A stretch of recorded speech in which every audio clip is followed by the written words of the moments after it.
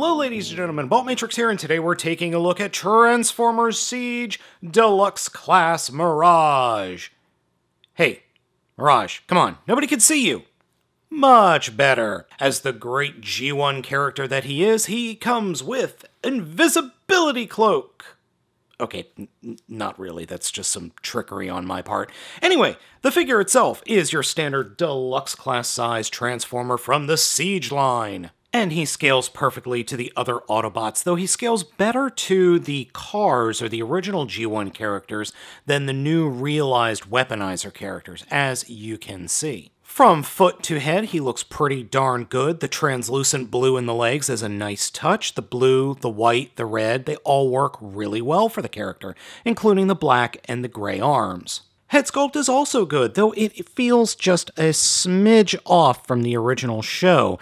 It feels more kind of like a redone Prowl than an actual original Mirage, but it does work, and I love the baby blue eyes. The figure comes with two accessories, the first being this shoulder-mounted or hand-carried missile launcher, and the missile does come out of the actual launcher, and it has two pegs, so you can attach it to multiple different guns in different configurations. He also comes with a handheld gun, though getting it in his hand is rather difficult because the peg is just a smidge too big. You really gotta slam it in there. The back of the gun can also be held in any of the modes, or it can attach to the tip of the missile launcher to be equally ridiculous. Posability of the figure is quite good. Head is on a ball joint, though it does lock into looking forward, can only look up that much, and can only look down that much. Shoulder is a swivel here, a hinge for in and out movement, swivel at the upper arm, 90-degree bend at the elbow, and no fist articulation. Torso articulation for 360 degrees, can kick forward that much, can kick back that much, can do a full split. Thigh swivel is halfway up the thigh, knee can bend 90 degrees, and there is a whole lot of ankle articulation forward and back, and in and, or I should say toe articulation up and down. All this posability means you could get some very dynamic poses going with Mirage, which is nice. Now, if you're wondering why I didn't give you the names for the actual accessories, it's because I can't. The directions that the figure comes with, well, the names are in Cybertronian, and I really do not feel like translating it right now.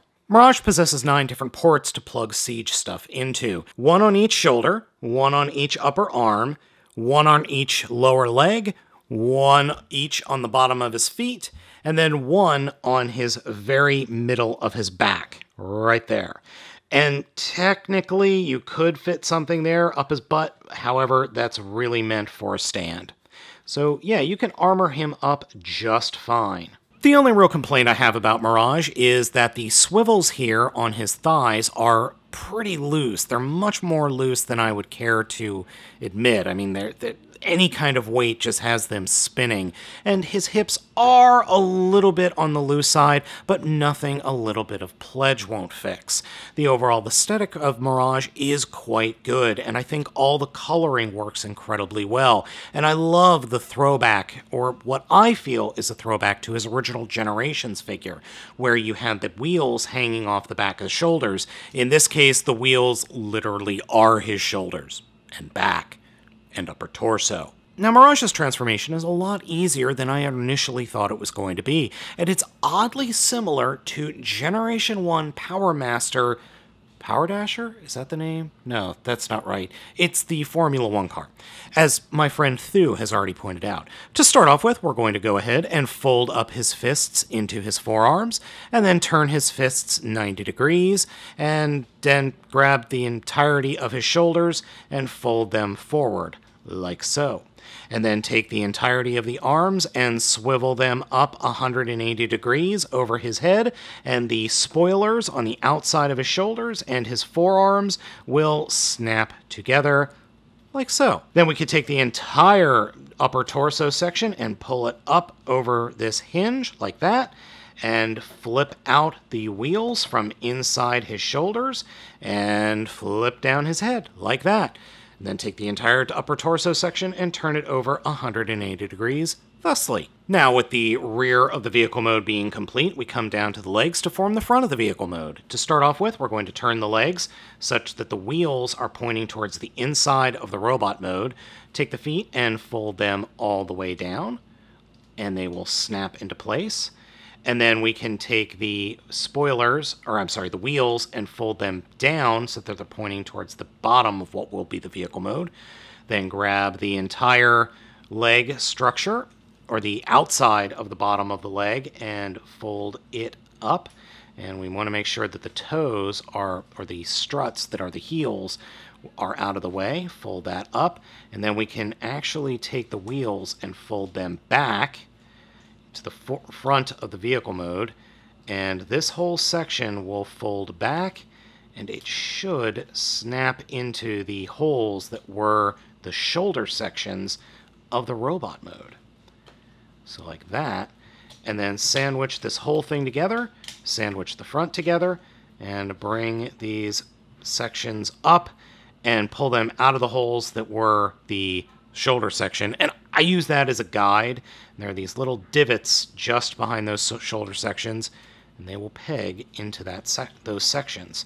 And the pegging, getting that pegged in, actually harder than you might think, because I think the pegs on the one side are too big. And here we have the vehicle mode. Now, this Formula One car is incredibly oddly proportioned, especially when you consider it's supposed to be an F1 car. F1 cars are normally a little bit longer, and, well, it's a toy, so I'm not going to complain too much. It rolls beautifully, and the overall aesthetic, especially from the front, works incredibly well for me. You've got the cockpit here, though it is missing the halo that is in the front of most Formula F1 cars these days, or at least this season and last season.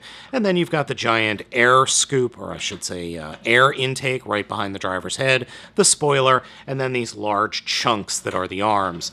The back of the vehicle mode works fine. I don't really have any complaints other than the spoiler's supposed to be on the very back above the wheels in order to hold the wheels down with, you know, aeronautics and all that fun stuff. The overall aesthetic, though, is okay.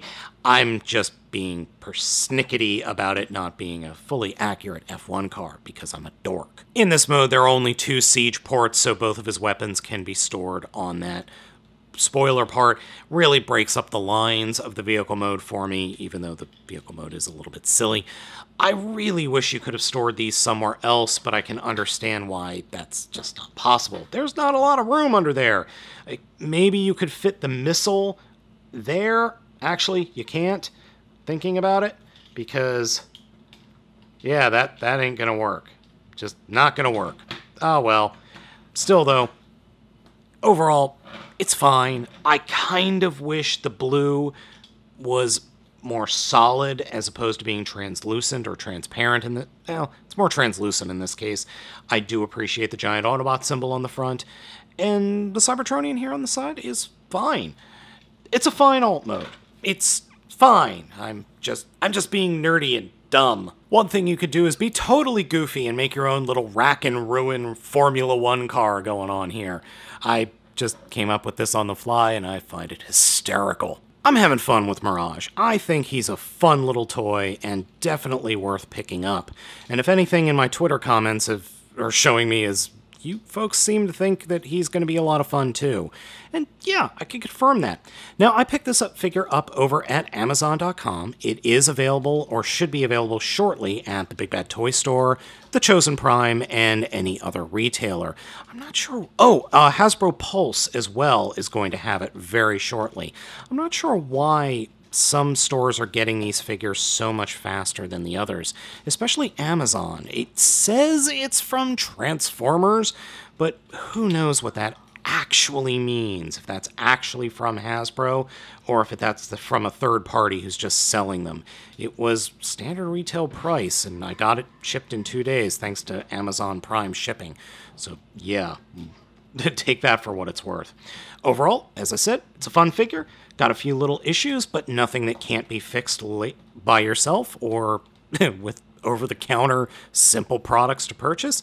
I like it a lot, and it's definitely worth having.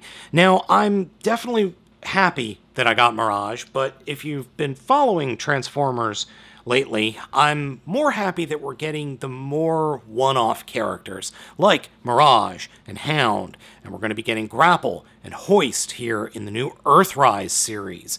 And I'm really hoping for a Sunstreaker and a Trailbreaker. Those are the figures that I really want because those guys are just cool. Anywho, let me know what you think of this figure down in the comments. Be sure to hit those like and subscribe buttons, and be sure to hit that bell so you know when a new video is out. Thank you so much for watching. I have been Baltmatrix, and I will catch you next time.